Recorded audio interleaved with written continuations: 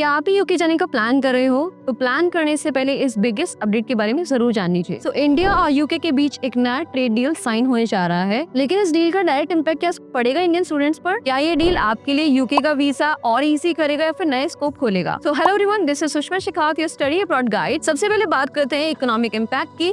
India और UK के बीच ये नया ट्रेड डील लॉन्ग टर्म में यूके इकोनॉमी में $4.8 बिलियन का बूस्ट दे सकता है।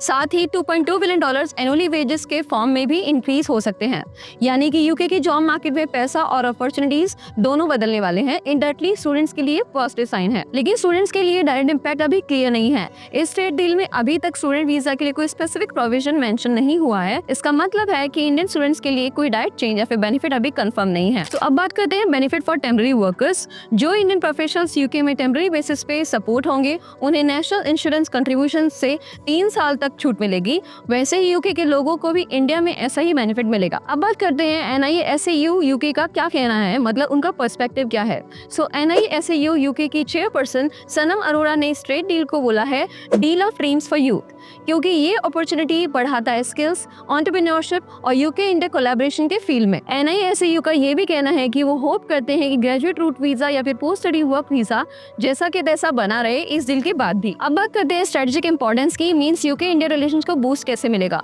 सो ये डील दोनों कंट्रीज के रिलेशन में एक मेजर स्टेप है, स्पेशली जब इंडिया के ग्लोबल इकोनॉमिक सुपर पावर बन रहा है। यूके इंडिया बिजनेस काउंसिल ने भी इसे एक बड़ा माइलस्टोन कहा है। अब बात करते हैं एजुकेशन कोलैबोरेशन की, which means India UK education partnership कैसी होगी। सो आपको ये जान के खुशी होगी कि India is the number 1 source of international students in the UK. 2022 से 2023 में यूके में 1.73 लाख इंडियन स्टूडेंट्स गए थे पढ़ने के लिए।